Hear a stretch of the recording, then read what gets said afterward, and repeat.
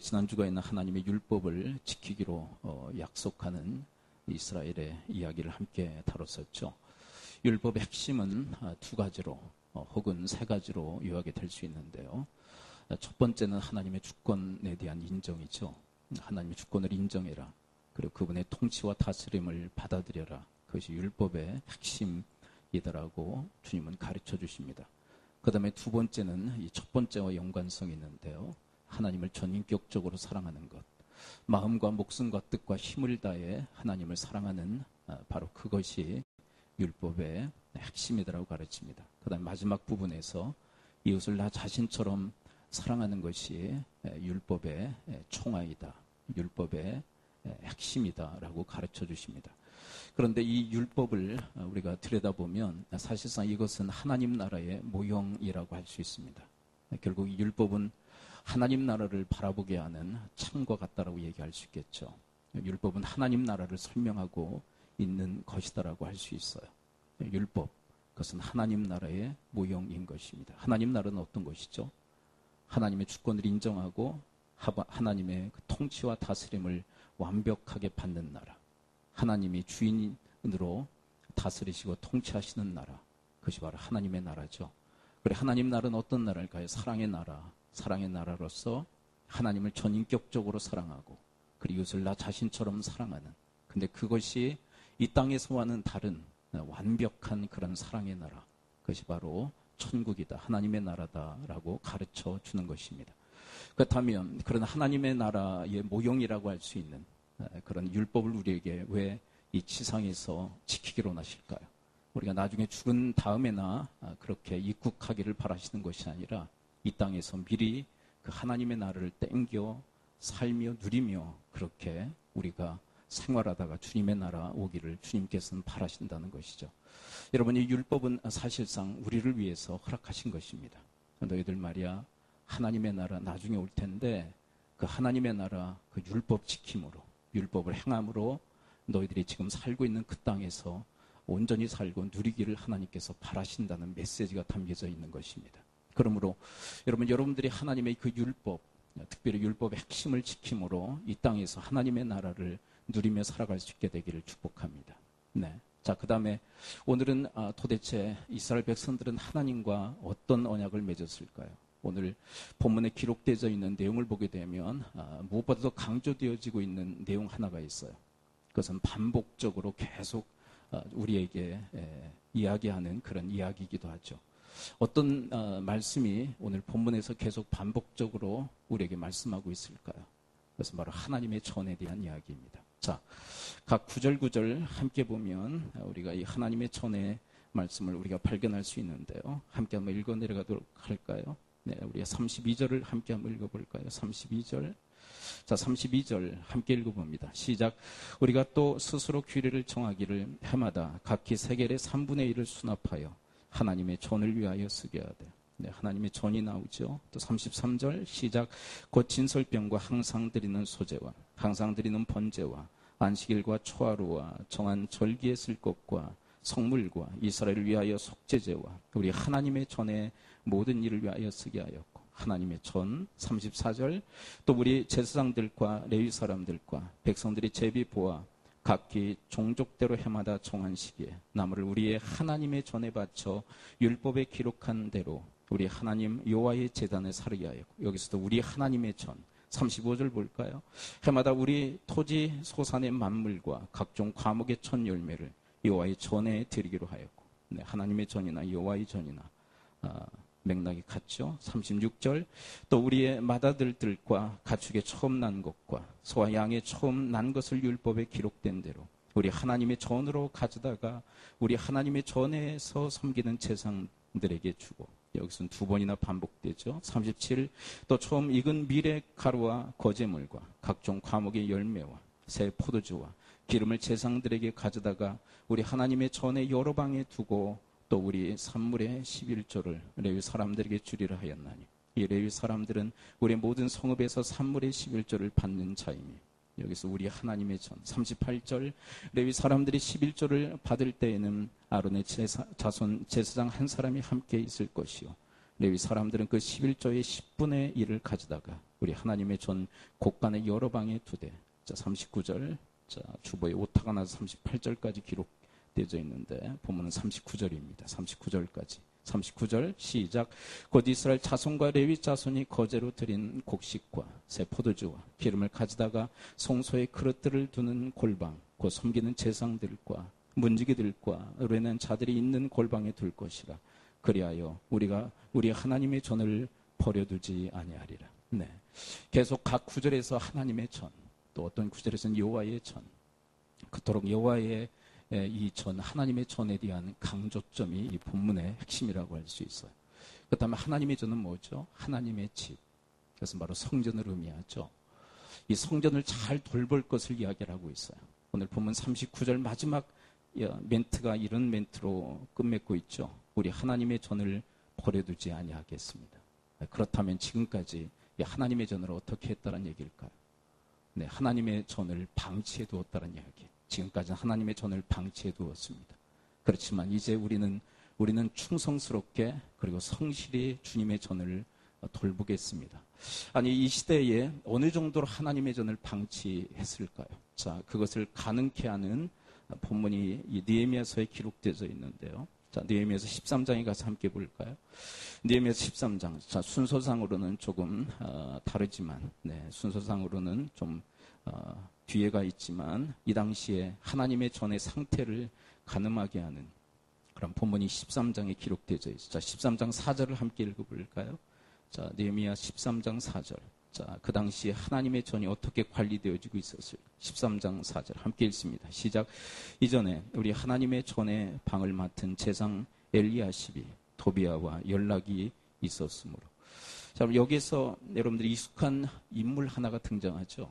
어떤 사람이죠? 네, 도비아. 도비아는 어떤 사람입니까? 네, 그 유명한 산발락과 도비아.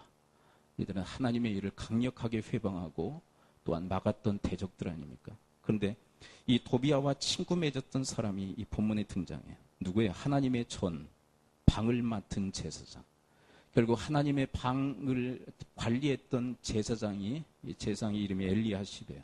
이 엘리야십이 이 대적 도비아와 친하게 지냈어요. 그런데 더 어처구니 없는 일을 했는데 그냥 친하게 지낸 것으로 끝난 게 아니에요. 자, 5절을 함께 읽어볼까요? 5절. 자, 하나님의 전 곡간을 방으로 개조해서 도비아에게 제공할 정도로. 자, 그것이 바로 5절의 이야기인데요. 자, 기가 막힌 내용 아닙니까? 자, 13장 5절 함께 읽어봅니다. 시작. 도비아를 위하여 한 큰 방을 만들었으니 그 방은 원래 소재물과 유향과 그릇과 또 레위 사람들과 노래하는 자들과 문지기들에게 11조로 주는 곡물과 새 포도주와 기름과 또 제상들에게 준 거제물을 두는 곳이라. 네, 하나님의 그 성전에 필요한 물품들을 보관했던 그 곡간, 네, 그 곡간을 개조해서 도비아를 위한 방을 만들어 제공했던, 네, 이런 정신 나간 짓을 했던, 네, 이 정도였으니까 하나님의 전이 어떻게 관리되어졌는지 우리는 어느 정도 짐작하고도 남지 않습니까? 아주 형편없게 하나님의 전이 관리되어졌다. 네, 그것을 상징적으로 지금 이야기를 하고 있어요. 네, 그리고 또 어떤 일이 있었느냐면, 자, 쭉 내려와서 13장 7절을 읽어볼까요? 13장 7절. 이제 이 도비아의 이 사건을 이제 알게 된 느헤미야가 완전히 다 쓸어내버리죠. 13장 7절 함께 읽습니다. 시작. 예루살렘에 이르러서야 엘리야십이 도비아를 위하여 하나님의 전들의 방을 만든 악한 일을 안지라. 8절. 내가 심히 근심하여 도비아의 세간을 그 방 밖으로 다 내어 던지고. 9절. 명령하여 그 방을 정결하게 하고 하나님의 전의 그릇과 소재물과 유향을 다시 그리로 들여 놓았느니라. 네. 여기서 근심했다는 것은 분노적 의미를 담고 있는 것이지. 분노했다는 거예요. 여러분, 도비아를 향해서 친근감을 가지고 그를 위해서 방을 제시했던 엘리야십은 그런 악한 짓을 하면서도 그것을 기뻐했던, 불의를 기뻐했던 인물이라면, 자, 느헤미야는 불의를 기뻐하지 않는, 의를 기뻐하는 그런 인물이었어요.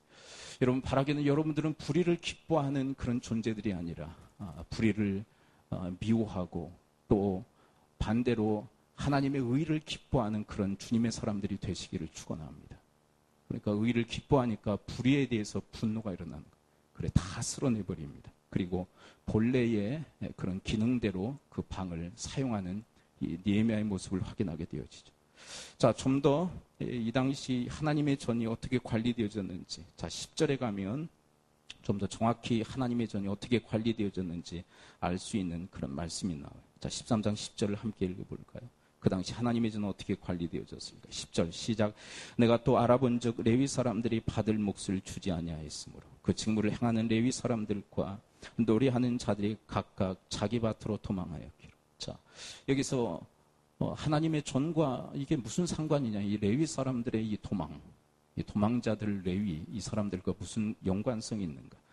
여러분, 레위 사람들은 어떤 사람일까요? 거룩히 선별된 지파예요. 이 자손들은 하나님의 전에서 그리고 하나님 제사 드리는 그 업무를 전담했던 그런 사람들이에요. 여러분, 이스라엘 백성들이 가나안 땅에 입성한 이후에 땅을 분배받죠. 그런데 유일하게 땅을 분배받지 못한 지파 하나가 있어요. 그 지파는 어떤 지파일까요? 레위 지파예요. 왜 그럴까요? 이 사람들은 하나님의 봉사 전담 지파예요. 그래서 무슨 일만 해라? 하나님의 전을 섬기는 일만 해라. 그리고 제사장 업무만을 감당해라. 그렇다면 그들의 생계는 누가 책임져야 할까요? 그들의 생계. 그들 먹고 살아야 되잖아요. 그렇죠. 땅이 없으면 경작해서 어떻게 소출을 거둘 수 있단 말입니까? 그래서 이들에게 먹고 살게 하시기 위해서 하나님 만드신 제정한 법이 하나 있어요. 그게 뭐냐면 전 이스라엘 지파, 그러니까 땅을 분배받은 지파에서 11조를 내도록 했어요. 네, 11조. 그 다음에 그 11조 누가 받는 것일까요? 그 11조 누가 받는 거예요? 네. 누구를 위해서 그 11조 내게 한 거예요? 네, 레위 지파를 위해서 11조 내게 한 거예요. 11조. 그렇죠. 그래서 그 11조 받아서 생활하도록 하나님이 만드셨어요. 자, 그렇다면 그런 의미로 10절을 한번 다시 읽어볼까요? 10절에서 바로 그 11조에 대한 이야기가 기록되어 있어요. 13장 10절 함께 읽습니다. 시작. 내가 또 알아본 중 레위 사람들이 받을 몫을 주지 아니하였으므로. 자, 이 받을 몫이 뭔지 아시겠죠? 네, 11조를 백성들이 주지 않은 거예요. 그러니까 이들이 전담해서 하나님의 성전을 돌보고 그리고 하나님의 제사 그 직무를 감당하는 것이 제대로 될 수 있었을까요? 생계가 위협받는데, 먹고 살 길이 없는데, 전담해서 성전을 위해서 봉사하고 하나님의 제사의 그 업무를 감당할 수 없었어요. 그래서 어떻게 된 것이에요? 자, 10절 마저 함께 전체 다 읽습니다. 11조를 이들이 받지 못하니까 어떻게 됩니까? 그들의 생계가 위협받으니까 그들이 어떻게 되었죠? 13장 10절 함께 읽어볼까요? 시작. 내가 또 알아본 적 레위 사람들이 받을 몫을 주지 아니하였으므로 그 직무를 행하는 레위 사람들과 노래하는 자들이 각각 자기 밭으로 도망하였기로. 그러니까 자기 밭이라고 하기보다는 생계를 위해서 각각 땅으로 가서 그 땅을 경작하는 그런 일들을 감당하게 되었다는 것이. 결국 이 백성들이 이 11조를 내서 그들의 생계를 돕지 않았기 때문에 이들은 다 뿔뿔이 흩어져서 자기의 직업을 가지고 그렇게 생활하게 되었다는 것이. 그렇다면 여러분, 하나님의 성전을 돌봐야 될 레위 사람들이 다 흩어졌다면 여러분, 하나님의 성전이 제대로 돌봐졌다는 것이에요? 돌봐지지 않았다는 것일까요? 돌봐지지 않은 거예요. 그렇죠. 전임 사역자들이 다 흩어져 버렸으니 어떻게 하나님의 전이 제대로 돌봄을 받을 수 있었겠어요? 네, 형편이 바로 그런 형편이었다는 거예요. 여러분, 예수님 당시 마가복음 2장에 보게 되면 세리 레위에 대한 이야기가 기록되어 있어요. 그런데 그 세리 레위는 누구냐면 바로 이 마태복음에서는 마태라고 얘기를 하고 있어요. 그렇다면 왜 마가복음에서는 세리 레위라고 얘기할까요? 자, 마태복음에서는 마태라고 얘기하고 있는데 왜 마가복음에서는 또 누가복음에서는 왜 세리 레위라고 얘기할까요? 그것은 그의 이름이 아니라 그는 누구 지파 사람이란 얘기일까요? 레위 지파 사람이에요. 그런데 지금 뭐 하고 있어요? 제가 계속 얘기했죠. 세리, 마태, 세리, 레위 그렇게 얘기하고 있죠. 그렇다면 지금 이 사람의 직업은 뭐예요? 세리 역할을 하고 있어요. 왜 그렇게 되었을까요? 네, 예수님 당시에도 바로 이런 백성들의 그런 11조의 그런 몫의 구분이 없었다는 것이. 그래서 레위 사람들이 전담해서 하나님의 사역, 성전을 돌보는 사역을 감당하지 못하고 또 그 당시에도 뿔뿔이 흩어져 어떤 사람은 또 이 직업, 또 저런 사람은 저런 직업에 전전했던 그런 시대, 그것을 우리에게 보여주고 있어요. 좀 우리 한국 교회도 별로 다르지 않다고 생각해요. 많은 목회자들이 있지 않습니까? 많은 목회자들. 이 많은 목회자들은 전담 사역자들의 하나님의 교회, 하나님의 그 성전을 섬기게 하시기 위해서 하나님이 구분한, 구별한 그런 전담 사역자들의. 그런데 많은 목회자들이 지금 전담해서 주님의 사역을 감당하지 못하고 있어요. 직업을 갖고 왜 직업을 가질까요? 그것은 생계를 위해서 직업을 가져요. 그런 목회를 하는 그런 목회자들이 너무나도 많아요. 들리는 소문으로는 우리 인천에 그런 목회자들이 많은데, 그런 목회자들이 대부분 많은 그 영역에서 지금 일하고 있는 그 영역이 뭐냐? 택시 운전을 많이 한대, 택시 운전. 택시 운전자들 중에 목회자들이 많다고. 왜 그렇게 되었을까요? 생계를 위해서. 교회에서 책임져 주지 않으니까.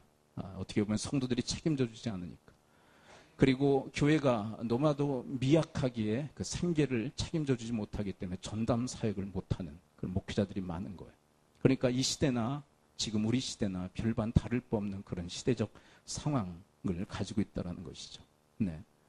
저도 개척 초기에 우리의 생계를 위해서 우리 아내가 한 1년여 동안 그렇게 사역을 했던, 직장을 가지고 그렇게 사역했던 그런 기억이 있어요.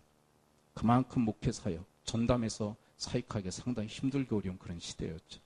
이 시대도 마찬가지예요. 11조를 내주지 않으므로, 레위인들을 돌봐주지 않으므로, 그들이 뿔뿔이 흩어져 생계를 위해서 직업전선에서 일해야만 했던, 그래서 하나님의 성전이 제대로 섬겨지지 않았던, 돌봄을 받지 못했던 그런 시대.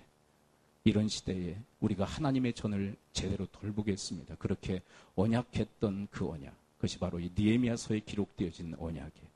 여러분과 저도 이 하나님의 전을 위한 그런 신실한 돌봄의 언약이 있을 수 있게 되기를 축원을 드립니다. 아멘. 이렇게 작으세요. 다시요. 여러분, 하나님의 전을 섬기기로 여러분들 신실하게 주님 앞에 언약할 수 있게 되기를 축원을 드립니다.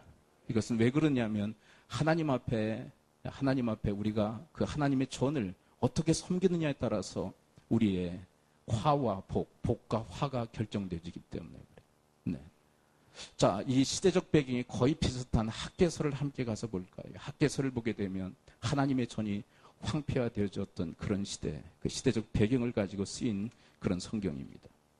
자, 학개서 우리 1장에 가서 볼까요? 학개서 1장. 시대적 배경이 거의 비슷한 시대입니다.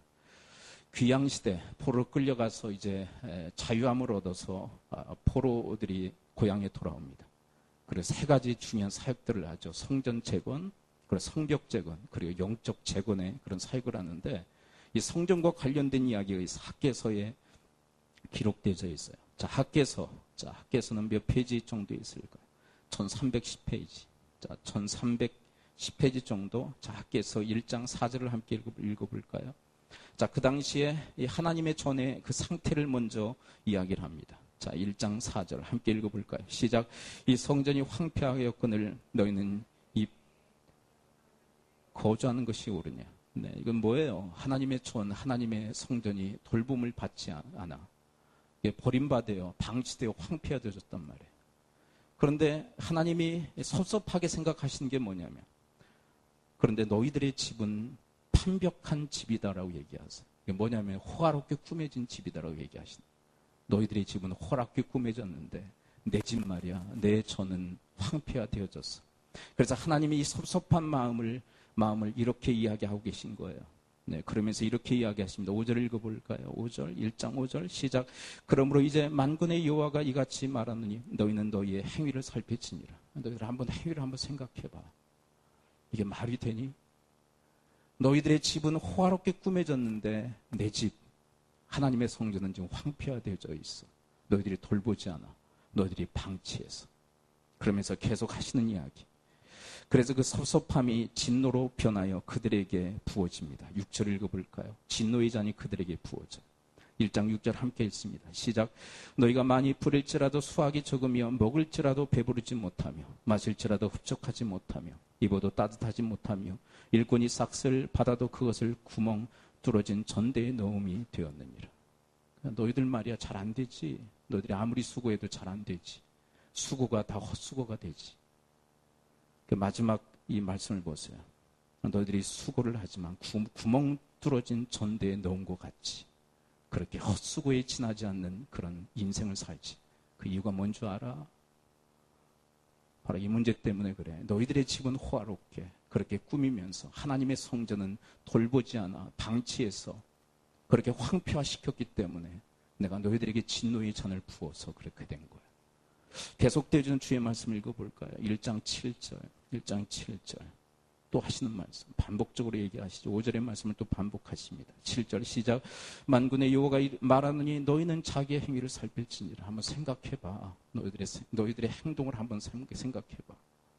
그래서 하나님의 그 섭섭하고 서운한 마음을 그냥 적나라하게 드러내서 저는 이렇게 이 서운하고 섭섭한 감정을 드러내는 거 그렇게 익숙치가 않아요. 왜냐하면 시험이 드니까, 성도들이 시험이 드니까. 근데 하나님은 하나님의 표현 방식을 보면 거의 거칠 게 없어요. 그냥 적나라하게 다 드러내세요. 서운하시면 그냥 서운하시다. 섭섭하시면 섭섭하시다. 그 마음에 진노가 있으시면 진노를 그냥 다 드러내세요. 전 이유가 있다면 경계의 목적이 있다고 생각해요. 그렇게 하지 말라. 그렇게 하지 말라. 왜냐하면 하나님이 그렇게 경계에서 금하지 않으면 계속 그 길을 걸어가므로 재앙과 저주를 쌓기 때문에 그리고 급기야 그 재앙과 저주의 잔을 부은 바 될 수밖에 없기에 하나님은 그 심정을 하나님의 그 마음을 적나라하게 드러내고 계세요. 그러면서 계속되어지는 말씀을 함께 읽어볼까요? 9절을 읽어볼까요? 9절. 자, 이 성전에 대한 말씀을 계속 하시면서 9절에 또 뭐라고 얘기하시지 한번 들어볼까요? 9절 함께 읽습니다. 9절 시작. 너희가 많은 것을 팔았으나 도리어 적었고 너희가 그것을 집으로 가져갔으나 내가 불어버렸느니라. 나 만군의 여호와가 말하노라. 이것이 무슨 까닭이냐. 내 집은 황폐하였을 때 너희는 각각 자기의 집을 짓기 위하여 빨랐음이니라. 네. 이러한 진노의 잔이 너희들 가운데 부어지는 이유, 그게 뭔 줄 알아? 내 집은 황폐화되어졌는데 너희들의 집은 너무나도 호화롭고 너무나도 아름답지 않느냐. 네, 그것이 너무나 서운하고 섭섭하신 거예요. 네. 여러분, 이 시대에 하나님이 정말로 바라시고 소원하시고 원하시는 게 있다면 하나님의 집, 하나님의 그 전을 우리가 힘써 돌보고 또 보살피기를 주께서 원하신 줄 믿습니다. 네. 자꾸 기어 들어가셔. 네. 왜 그럴까요? 그럴 때 하나님이 기뻐하세요. 네. 아멘이십니까? 네. 하나님의 집을 우리가 성심성의껏 돌볼 때 하나님은 기뻐하세요. 그리고 그 사람에게 하나님께서 아낌없는 은혜를 허락해 주실 줄 믿습니다.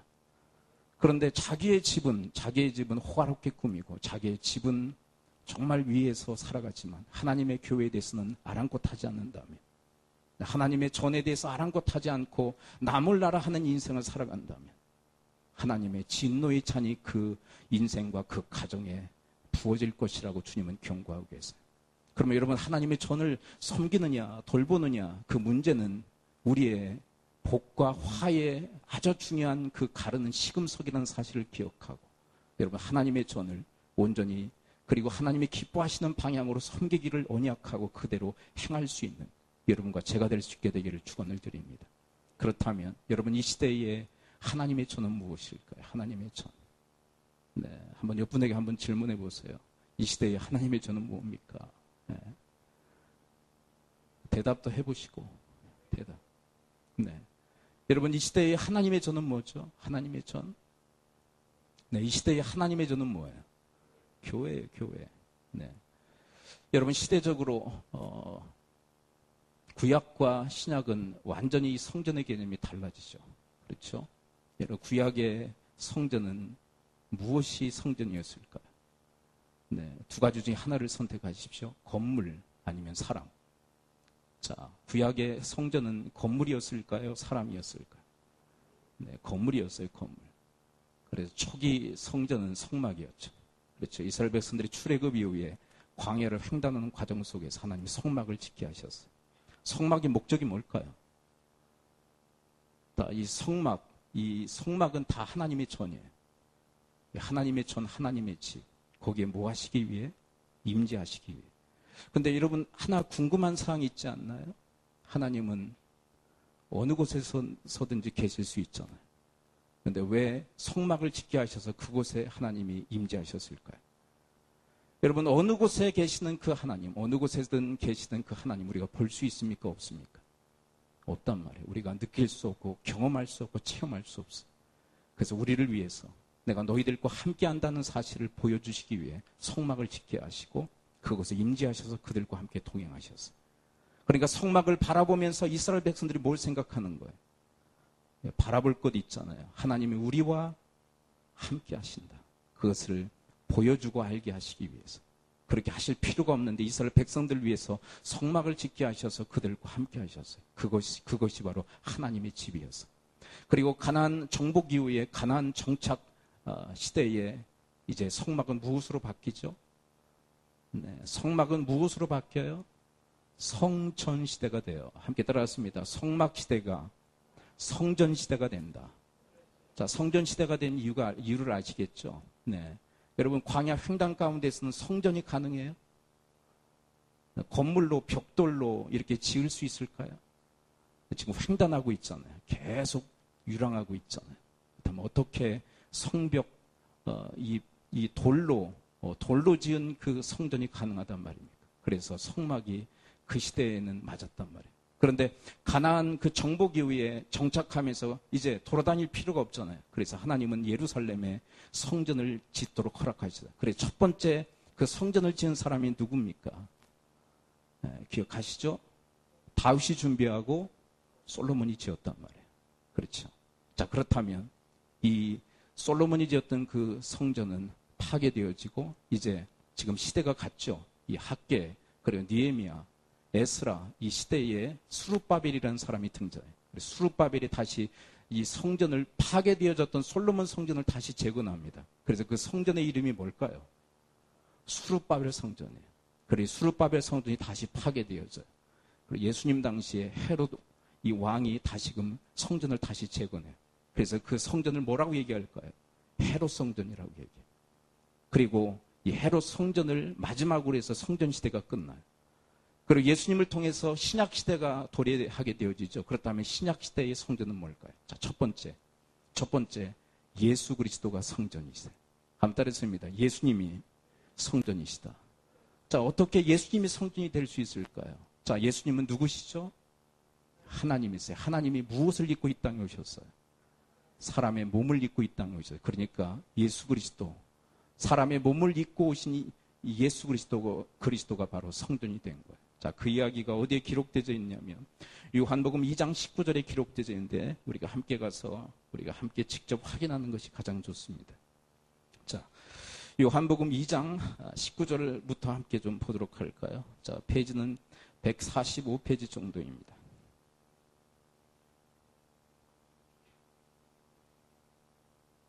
요한복음 2장 19절. 자, 2장 19절. 자, 여기에서 예수님 몸이 바로 성전이다라고 가르치시는 내용이에요. 이제 신약 시대에는 우리 사람이 바로 성전인 시대가 되는 것이죠. 자, 요한복음 2장 19절, 21절까지 함께 천천히 읽어 내려가도록 할까요? 자, 요한복음 2장 19절 함께 읽습니다. 시작. 예수께서 대답하여 이르시되 너희가 이 성전을 헐라 내가 사흘 동안에 일으키리라. 자, 여기서 말하는 이 성전은 어떤 성전일까요? 벽돌로 지은 성전, 헤롯 성전을 의미하는 것일까요? 예수 그리스도의 몸을 의미하는 것일까요? 여기 힌트가 있죠. 이 성전을 허물라. 그러면 3일 만에 내가 다시 일으키리라. 이것은 무엇을 상징할까요? 예수 그리스도의 죽음과 부활을 상징해요. 그랬더니 오해를 하죠. 유대인들이. 20절을 함께 읽어볼게요. 20절 시작. 유대인들이 이르되 이 성전은 46년 동안의 지었건을 내가 3일 동안에 일으키겠느냐 하더라. 그러니까 이 유대인들은 어떤 성전을 이야기하고 있는 것일까요? 벽돌로 지은 이 성전을 의미하는 거예요.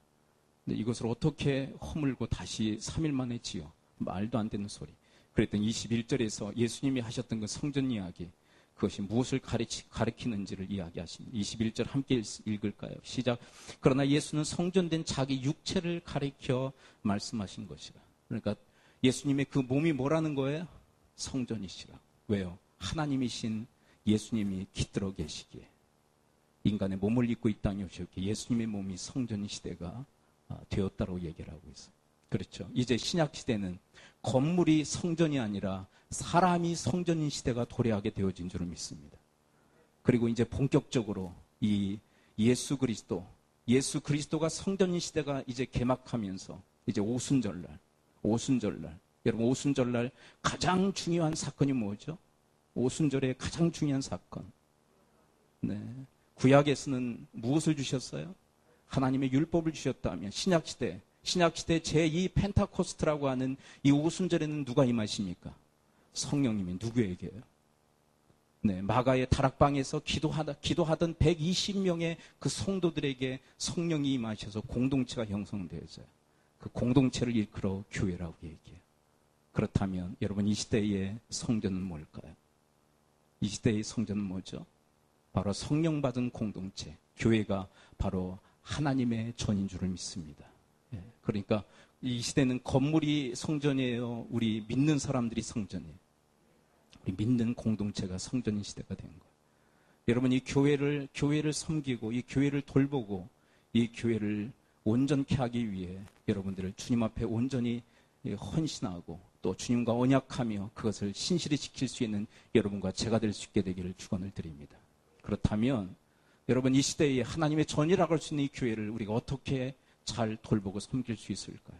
저는 이 시간 4가지로 함께 교훈을 얻고 말씀을 맺기로 하네요. 첫 번째, 여러분 하나님의 전 교회를 우선순위에 둘 수 있게 되기를 축원을 드립니다. 한번 따라서 볼까요? 하나님의 교회를 우선순위에 두자. 여러분 여러분들의 집보다 여러분들의 가정보다 하나님의 집, 하나님의 전, 하나님의 교회를 우선순위에 둘 수 있게 되기를 축원을 드립니다. 여러분들과 저에게 지혜가 필요해요. 지혜가 필요한데 결코 하나님보다 위에 뭔가를 두지 마세요. 제가 왜 그 말씀을 드리냐면 반드시 하나님과 충돌하게 돼 있어요. 여러분 학개서에서 우리가 배운 교훈이 뭐죠? 그들을 학개서가 쓰일 당시의 백성들은 무엇이 우선순위였을까? 하나님의 전이 우선순위였어요. 자기들의 집이 우선순위였어요. 그러니까 누구와 충돌하죠? 하나님과 충돌해요. 여러분 엘리 제사장이 제사장의 직무를 감당할 때 그 엘리는 하나님보다 위에 둔 것들이 있었어요. 누구를 두었죠? 하나님보다 그 상위 그룹에 두었던 게 뭐죠? 자식들이에요. 홈리와 비나스. 그랬더니 누구와 충돌하죠? 하나님과 충돌해요. 그러면 여러분 하나님의 것과 그 다른 것과 바꿔놓지 마세요. 하나님과 반드시 충돌하게 되어 있어요. 여러분 귀한 것일수록 하나님 밑에 놓을 수 있게 되기를 축원을 드립니다. 그러면 하나님과 결코 충돌을 일으키지 않아요. 그게 지혜예요. 하나님 째째하시다. 하나님 뭐 그러시냐? 뭐 그런 것 가지고 그러냐? 하나님 위에 뭘 놓았다고 왜 그것을 뒤집어 엎으시느냐? 왜 밤낮 그것과 충돌하고 갈등을 일으키시느냐? 하나님이 그렇다는데요. 하나님이 그러신다는데 어떻게 합니까? 하나님이 그렇게 하시겠다는데 어떻게 해요? 네. 여러분 인간적으로 우리의 마음속에 불만을 가져도 어쩔 수가 없어요. 그거는. 왜요? 하나님은 주권자이시기에 그렇게 하시겠다면 그렇게 하시는 거예요. 그러면 여러분 하나님의 그 자리에 결코 그 어떤 것을 올려놓지 마세요. 하나님과 반드시 충돌을 일으킵니다. 여러분 그런데 생각해 보세요. 여러분 고속도로에서 이 쌍방간에 이렇게 충돌이 일어나는 경우가 있죠. 가끔씩. 그럼 어떻게 됩니까? 차와 차가 서로 쌍방간에 충돌을 일으키면 어떻게 됩니까? 둘 다 박살이 나죠. 그런데 영적 고속도로에서 하나님하고 충돌을 일으키면 누가 박살이 날까요? 여러분 하나님은 끄떡 없으십니다. 하나도 흠집이 나지 않습니다. 그런데 박살이 나는 것은 우리예요. 우리는 즐거울 것 같아요. 우리는 깨지기 쉬워요. 하나님하고 절대로 충돌하지 마시기를 축원을 드립니다. 하나님과 충돌을 일으켰던 시대, 하나님과 갈등을 일으켰던 세대, 그게 학개서의 이스라엘 백성들이에요. 밤낮 주님과 충돌을 일으키니 깨지고 박살이 날 수밖에 없는 거예요. 그러면 여러분 하나님의 전을 내 가정보다 우선순위에 올려놓을 수 있게 되기를 축원을 드립니다. 그게 지혜예요, 지혜. 그게 그러냐, 하나님이 뭐 그러시냐, 그런 거 달지 마세요. 하나님이 그러신다는 거예요, 그냥. 싫다는 거예요. 근데 하나님의 의도를 좀 읽으셨으면 좋겠어요. 실은 그것도 우리를 위한 하나님의 섭리라는 것. 하나님 우리를 위해서 말씀하시는 거예요, 우리를 위해서. 우리를 위해서 말씀하세요. 그 다음에 두 번째로 여러분, 하나님의 이 교회 생활, 이 하나님의 이 전인 교회 생활에 여러분 충성과 성실을 다할 수 있게 되기를 축원을 드립니다. 한번 옆분에게 한번 이야기해 볼까요? 네, 졸고 계신 분들은 좀 깨우세요. 좀. 네. 습관적으로 졸면 안 돼요. 네, 의지적으로 좀 깨어 계세요. 네. 한 분 딱 조셔 지금. 네. 한 분 딱 조셔. 자, 한번 얘기해 봅니다. 네. 뭐 얘기하다가 이 이야기 나왔냐. 그러니까 여러분 흐트러지면 제가 맥을 놓쳐요. 네. 교회 생활이죠. 자, 한번 따라서 봅니다. 옆분에게 교회 생활을 충성과 성실로 합시다. 저는 이 말씀을 준비하면서 어떤 생각을 했냐면 교회 생활하듯 무엇을 하건 성공하는 인생을 살았으면 좋겠다. 무슨 얘기냐면 교회 생활을 하듯 무슨 일을 하면 다 성공하는 인생. 그러니까 교회 생활을 어떻게 하는지 짐작이 되겠죠. 정말 충성스럽고 성실히 하는데 이것을 모델로 해서 사회생활을 하고 가정생활을 하고 어떤 일을 하건 다 그렇게 하면 그 인생이 성공적 인생을 살아갈 수 있을 정도로. 우리 작금의 우리 한국교회 그리고 많은 신앙인들의 신앙생활을 보게 되면 교회 생활은 너무나도 어설퍼요. 충성스럽지 못하고요. 성실하지 못해. 그만큼 교회 생활에 대해서 하찮게 생각하는 거예요. 그래서 어떤 분은 그런 얘기를 합니다. 교회 생활을 하듯 사회생활을 하면 망한다. 그래요. 무슨 얘기예요? 한번 다시 들어보세요. 교회 생활을 하듯 사회생활을 하면 반드시 망한다. 교회 생활을 어떻게 하고 있다는 거예요? 형편없게 하고 있다는 거예요. 네. 그래서 어떤 분의 그 이야기를 이렇게 들어보니까요. 비가 오면 직장은 반드시 가는데 여기 뉘앙스를 한번 여러분 살피셔야 돼요. 비가 오면 반드시 직장은 가는데 교회는 빠진다. 그러니까 어디에 충성을 다하는데 어디에는 불충하는 거예요? 이해가 잘 안 되십니까? 어디엔 충성인데 어디엔 불충하는 거예요? 직장에는 충성하는데 교회는 불충하는 거예요. 왜 그럴까요? 하나님의 전에 대한 그 불충, 하나님의 교회에 대한 그 업신여김, 그것이 우리의 뼛속까지 지금 스며들어 있는 거예요. 그렇게 해도 다시요. 그렇게 해도 된다고 생각합니다. 네. 직장 늦으면 됩니까? 안 됩니까? 자, 직장 늦으면 됩니까? 안 됩니까? 교회면 늦으면 됩니까? 안 됩니까? 교회는 된다고 생각해. 왜? 교회니까. 네. 근데 왜 그러냐 이렇게 살펴보면 직장은 왜 그렇게 끔찍할까요? 돈이 생기니까. 교회는 돈이 안 생기니까.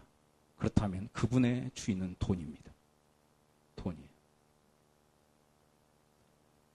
여러분, 하나님의 교회를 섬기는 것은 하나님 때문에 하는 거거든. 근데 돈보다 못한 겁니까, 하나님이? 여러분, 하나님 때문에 섬기는 또 사역하는 이 교회 생활이 여러분, 그 어떤 생활보다 모범이 되어야 할 줄 믿습니다. 더 충성스럽고 더 성실해야 돼요. 하나님 때문에 하는 것입니다. 그리고 그 식으로 여러분 사회생활하고 그 식으로 여러분들 가정생활하기에 그 모든 여러분들의 주변적 생활이 성공적 인생으로 그렇게 경영되어질 수 있게 되기를 축원을 드립니다. 야, 교회 생활을 하듯 사회생활을 하면 반드시 성공해. 그런 말. 네, 참 이 시대의 아픈 말. 교회 생활하듯 사회생활을 하면 망해. 얼마나 이 비참한 말입니까? 네. 교회 생활은 그렇게 해도 된다고 생각하면 안 되는 거예요. 교회 생활은. 하나님의 집이기에, 하나님의 전이기에, 하나님의 교회이기에, 그리스도의 그 핏값으로 사신 교회 생활이기에, 네, 그 어떤 생활의 연역보다 더 최선과 충성과 성실을 도모해야 될 그 기관은 바로 하나님의 교회인 줄 믿습니다. 네, 그렇게 하셔야 돼요. 세 번째로 여러분 하나님의 그 사명, 교회에 주신 그 사명을 감당하기 위해 헌신을 다할 수 있게 되기를 축원을 드립니다. 하나님의 그 사명은 성교의 사명이에요. 자, 따랐습니다. 교회의 사명은 성교에 있다. 그렇죠. 예수님께서 마태복음 28장 19절에서 20절에 그 마지막 제자들에게 허락하셨던 그 지상명령. 너희는 가서 모든 족속으로 제자를 삼아 아버지와 아들과 성령의 이름으로 세례를 주고 너에게 분부한 모든 것을 가르쳐 지키게 하라. 여러분, 이 선교적 사명을 감당하기 위해서 우리는 헌신을 다해야 할 줄을 믿습니다. 그것이 바로 교회를 섬기는 것이. 그것이 교회를 섬기는 모습인 줄을 믿습니다. 한번 따라서 볼까요?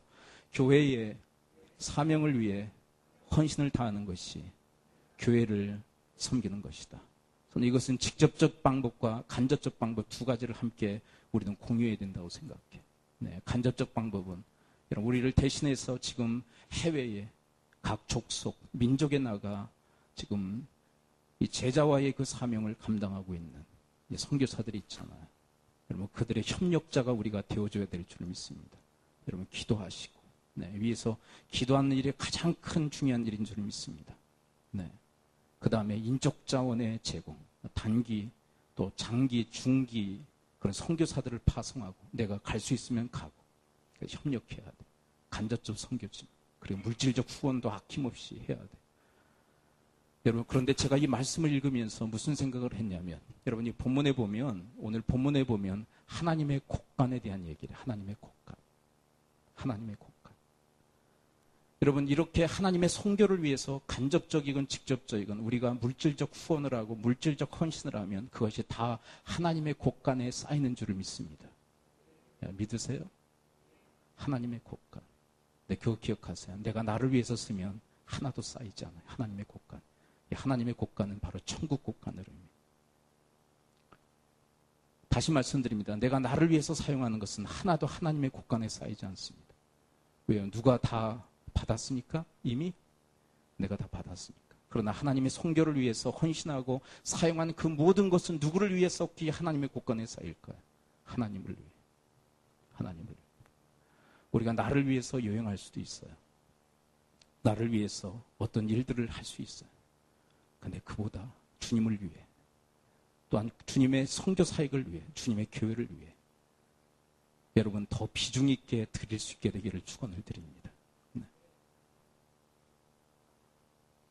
거기가 기준이에요. 그게 기준이에요. 하나님의 기준이 된 거. 저는 제 자랑이 아니에요. 목사니까 그렇지라고도 생각하지 않았으면 좋겠어요. 우리 교회 바로 옆에 우리 집이 있어요. 우리 집이. 근데 전망이 좋은 층과 그 다음에 2층이 났어요. 2층이. 전망이 아주 좋은 그런 층이 났고요. 그 다음에 2층이 났어요. 근데 제가 2층을 선택했어요. 2층을. 왜 그런 줄 아세요? 교회를 위한 기동성이 있기 때문에 2층이. 전망이 좋은 곳은 어때요? 교회를 향하기 위해서 내려오려면 시간이 걸리잖아요. 그래 빠르게 움직일 수 없기 때문에 전망이 좋은 집은 포기했어요. 그리고 기동성 있는 2층을 선택했어요. 교회를 위해서, 하나님을 위해서. 그리고 제가 저를 위해서 또 우리 가정을 위해서 여행할 수도 있겠죠. 그렇죠? 네. 인정들 안 하시네. 절대 그러지 마세요. 그런 게. 저와 우리 가정을 위해서 여행할 수도 있겠죠. 그러나 저는 좀 더 비중을 주님을 위한 선교적 여행, 주님을 위한 그런 여행 계획이 더 비중을 차지해야 된다고 저는 생각을 해요. 네. 그것이 하나님 중심, 그리고 하나님 전을 섬기려고 하는 자들의 마인드가 아닐까요? 그렇죠. 하나님은 전혀 상관없이 하나님 전, 하나님의 교회 허락하신 그 미션과 상관없이 내 인생을 계획하고 그렇게 도모해 나간다. 하나님 나라에 있는 그 하나님 곳간에 내 그 하나님 나라에 있는 내 명패의 그 하나님 곳간에 아무것도 쌓일 게 없어요. 내가 나를 위해서만 사용하고 있다면. 내가 나를 위해서 쓸 수도 있겠죠. 하나님께서 얼마나 호의적이냐면, 여러분 11조는 무엇이에요? 10분의 1 중에 하나는 나에게, 그 다음 9는 누구를 위해서 써라? 너희들을 위해서 써라. 자, 여러분 일주일의 삶 속에서 주일은 누구를 위해서 사용해라? 하나님. 그리고 6일은 너희들을 위해서 써라. 얼마나 파격적이고 얼마나 호의적입니까? 그렇죠? 7일 중에 6일은 너희들, 하나만 나. 10분의 9는 너희들, 하나는 나. 그 정도로 우리를 위해서 쓰시도록 파격적으로 역사하시는데 우리는요, 나, 또 나, 또 나. 하나님은 10분의 9를 우리를 위해서, 7분의 6을 우리를 위해서 그렇게 쓰시는데 우리는 하나님을 위한 그 어떤 계획도 도모하지 않는다면 앞뒤가 안 맞는 거예요. 전혀 안 맞지 않아요. 그러니 하늘 곳간이 텅텅 빌 수밖에 없는 거예요. 여러분, 하나님은 그 곳간에 여러분들이 가득 채울 수 있게 되기를 축원을 드립니다. 그리고 여러분들의 삶의 그 현장에서 제자로서 그냥 사실 수 있게 되길 바라요. 뭔가를 좀 특별한 일을 하려고 하지 말고 그냥 제자로 사세요.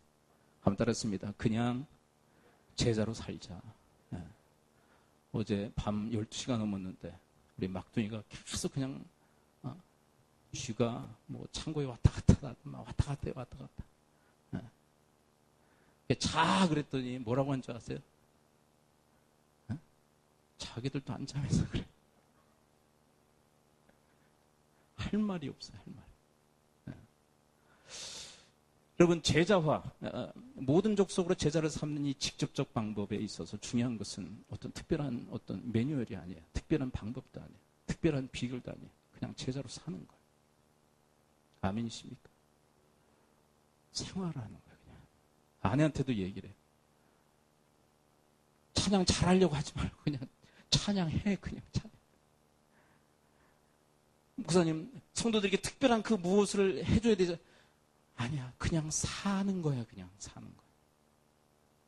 핵심은 그거야. 그냥 사는 거야. 그냥. 아멘이십니까? 그냥 사는 거예요. 그냥 특별한 게 아니라. 특별한 것은 그때뿐이에요. 해봐서 다 아시잖아. 그냥 사는 거예요. 제자로. 여러분, 그렇게 헌신하는 인생을 살아갈 수 있게 되기를 축원을 드립니다. 그 다음에 마지막 하나.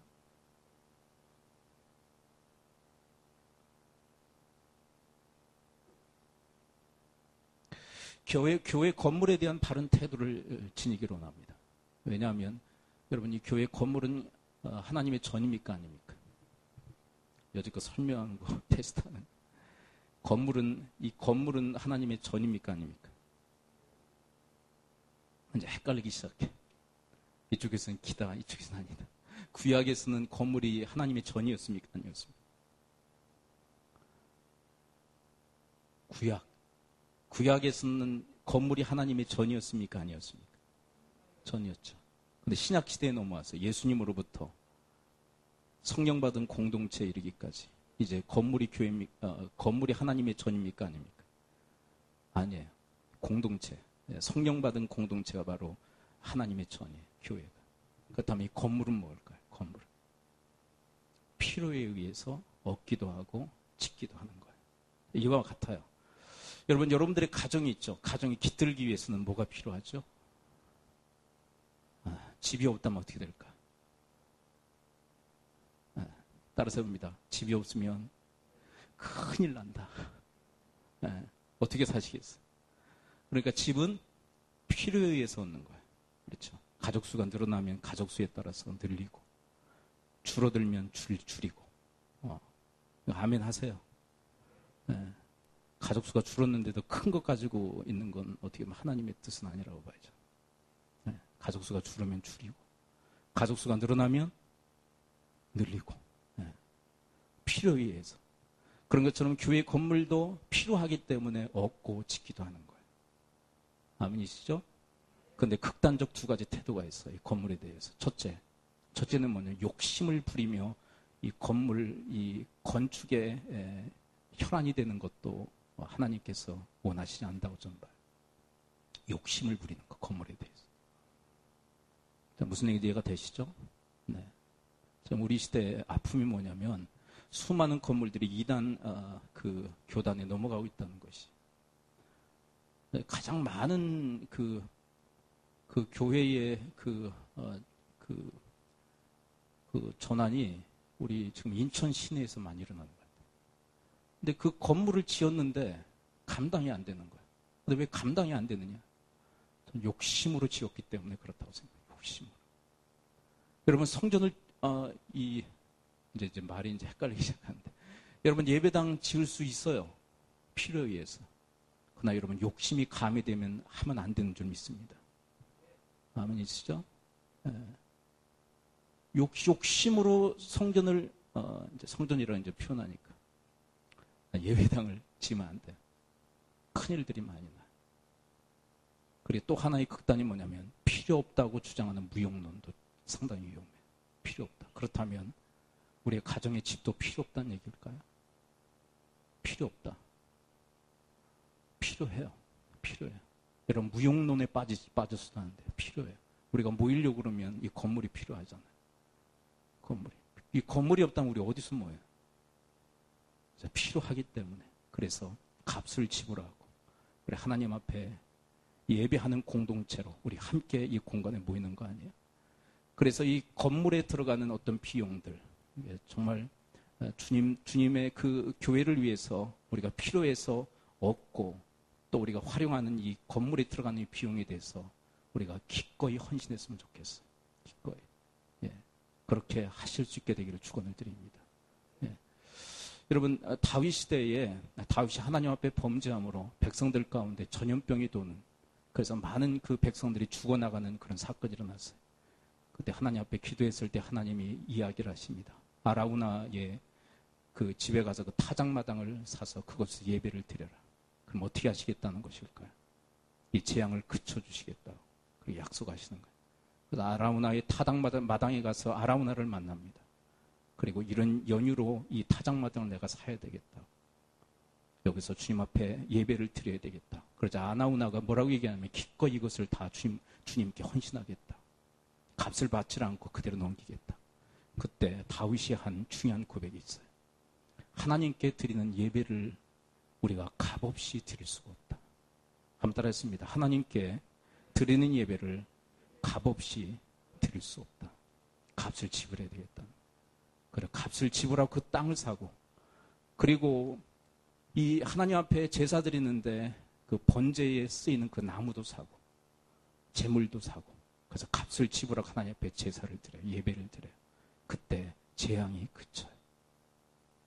여러분, 우리가 함께 예배하기 위해, 우리가 함께 교제하기 위해, 또 우리가 거룩한 공동체로 함께 서로가 서로를 세워나가기 위해 건물은 필요해요. 그리고 이 건물을 주님을 위해서 사용하기 위해서 우리가 기꺼이 값을 지불하고 우리가 함께 사용할 수 있게 되기를 축원을 드립니다. 네. 참 말이 많아요. 지금 우리 한국교회 아주 복잡해. 그런데 하나님께서 원하시는 그 기준들을 우리가 설정하고 그대로 간다면 좀 문제 없다고 봐요. 너무 극단적으로 치우치지 말고. 네. 기도하죠. 우리 이 시간 함께 기도할까요? 이 시간 기도할 때 하나님의 전을 돌보지 않음으로 방치함으로 황폐화되어졌던 그 시대 속에서 느헤미야는 백성들과 함께 그 하나님의 전을 돌보기로 그렇게 언약하고 그렇게 신실하게 언약을 지켜나가는 삶을 살았습니다. 이 시대에 하나님의 전은 교회입니다. 교회를 우리는 돌봐야만 합니다. 우리는 이 교회를 잘 섬겨야만 합니다. 그때 하나님이 기뻐하십니다. 하나님이 기뻐하십니다. 그러면 됐죠. 하나님 기뻐하시면 됐죠. 하나님 기뻐하시면 됐죠. 그렇게 하기 위해서는 하나님의 교회, 하나님의 전을 우리가 온전히 돌보기 위해서는 하나님의 전, 하나님의 교회를 가장 우선순위에 올려놔야만 합니다. 그리고 우리는 교회 생활에 충성과 성실을 다해야 합니다. 그리고 세 번째, 교회에 맡겨준 그 사명을 감당하기 위해 우리는 헌신을 다해야 됩니다. 그 다음에 네 번째, 교회 건물은 필요에 의해서 얻기에, 그리고 교회의 건물은 필요에 의해서 건축도 하기에, 그런 필요에 의해서 하나님의 그 뜻에 적합하게 우리가 얻고 건축할 수 있다면 우리는 기꺼이 그 일에 헌신해야 되고 또 물질적 값을 지불해야만 합니다. 그것을 하나님은 기뻐하시기 때문입니다. 하나님 이렇게 주님의 교회를 섬기겠습니다. 그렇게 주님의 교회를 돌보겠습니다. 그렇게 하나님과 우리가 주님과 함께 언약하는 그런 시간이 되기를 원합니다. 우리 함께 기도할까요? 하나님 아버지, 하나님의 전이 방치되어짐으로 황폐화되었던 그 시대, 그래서 하나님의 저는 너무 이루 말할 수 없는 그런 형편지경에 처했던 그런 시대, 하나님 그런 시대 속에서 하나님의 전을 온전히 섬기고 돌보겠다, 그렇게 언약하고 나섰던 느헤미야와 그 시대의 백성들, 하나님이 그 시대의 백성들과 느헤미야를 통하여 기뻐하시는 줄을 믿습니다. 하나님 저희들의 인생도 바로 그와 같은 삶을 살아갈 수 있도록 하나님 도와주옵소서. 하나님 이 시대의 교회, 하나님 저희들을 방치하고 있지는 않은지, 하나님 이 시대의 교회를 저희들이 버려두고 있지는 않은지, 하나님 이 시대의 교회를 내 가정보다 내 집보다 밑에 놓고 하대하고 있지는 않은지, 하나님 저희들 자신을 되돌아보기를 원합니다. 하나님이 소중하게, 하나님이 저희들의 사랑이시기에 하나님의 정을 그렇게 사랑하며 하나님의 교회를 지극정성으로 섬기며 돌보는 저희들의 인생, 저희들의 삶이 되어지도록 하나님 저희 모두를 도우시고 인도하여 주옵소서. 내 영혼 지치고 피곤할 때에 근심 걱정 내 맘씩 누를 때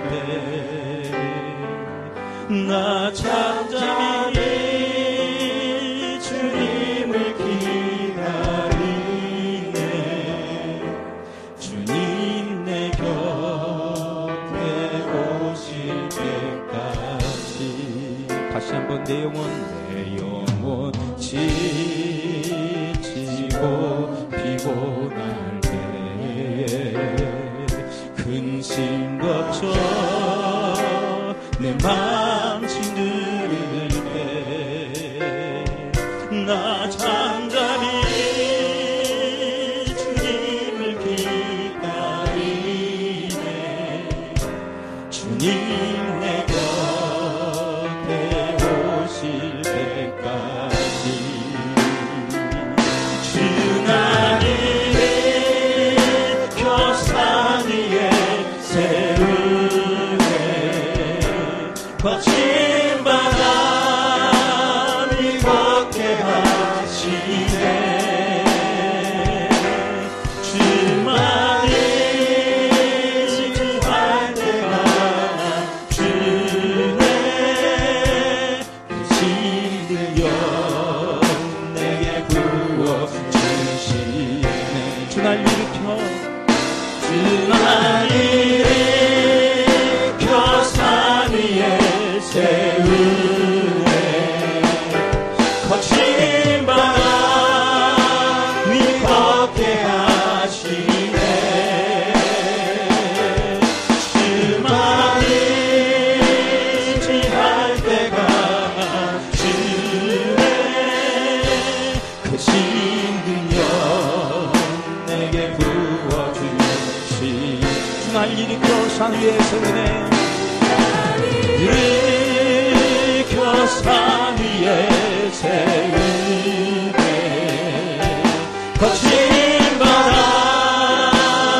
걷게 하시네. 주만을 지할 때가 주네.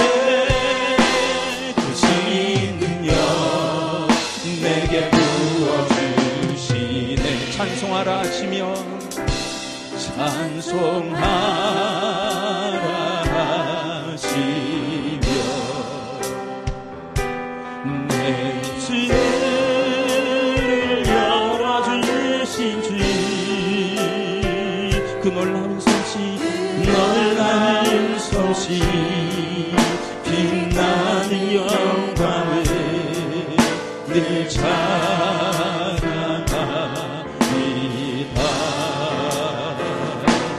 인생의 허락과 찬양이 이나라 나를 덮어도 찬송아 가슴에 품고 주님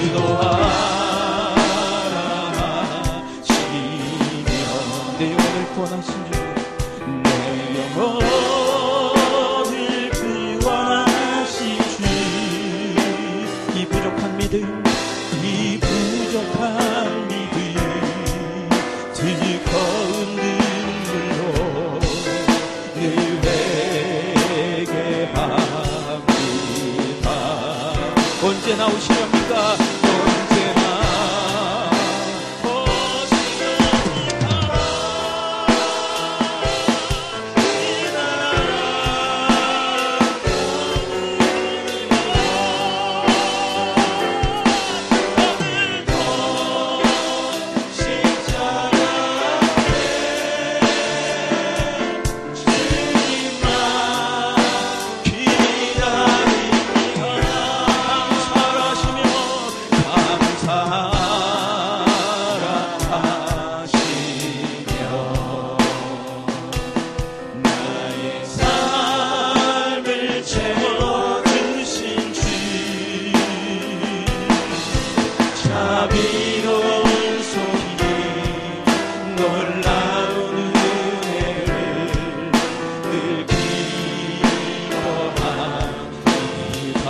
주여 불러주소서. 오 주여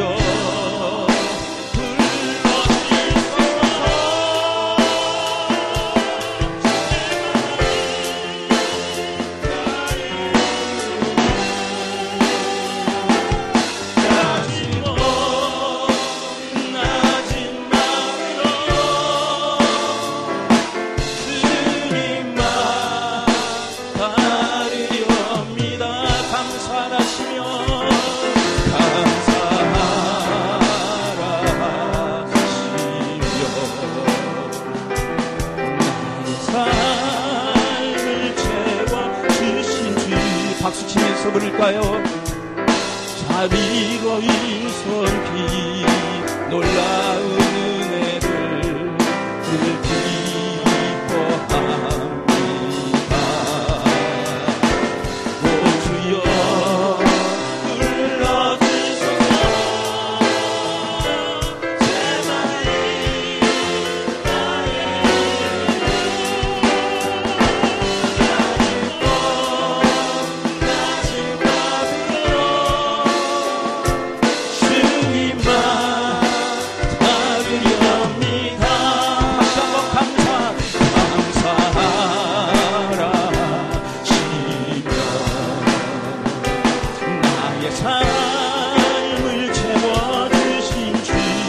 자비로운 손길, 자비로운 손길, 놀라운 은혜를 늘 기뻐합니다. 오 주여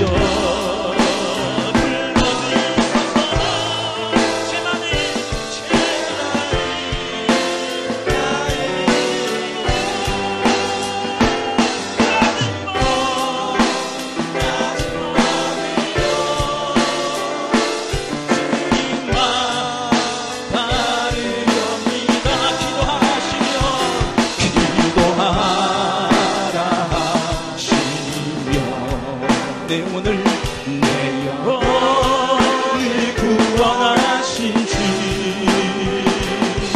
이 부족한 믿음 뜨거운 눈물로 내게 합니다. 언제나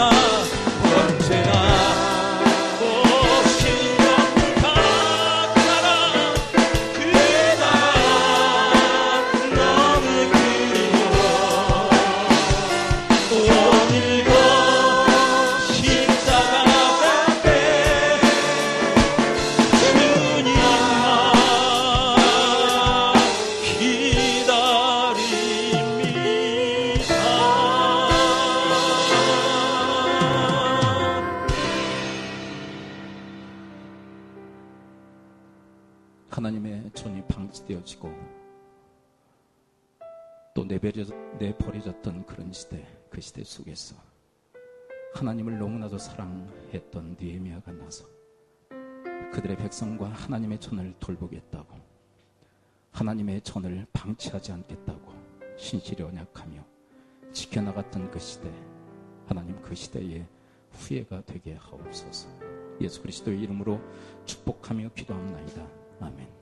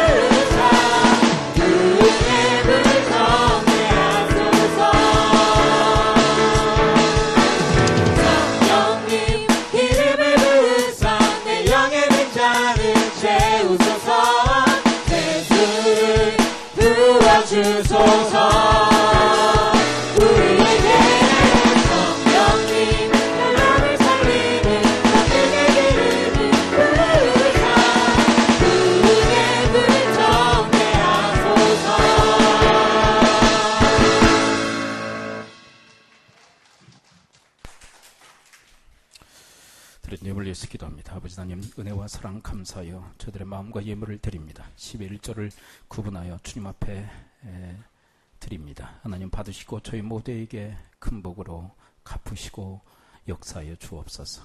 주의 말씀이 저들의 삶에 이루어지고 성취되어지는 가장 큰 복이 임하게 하옵소서.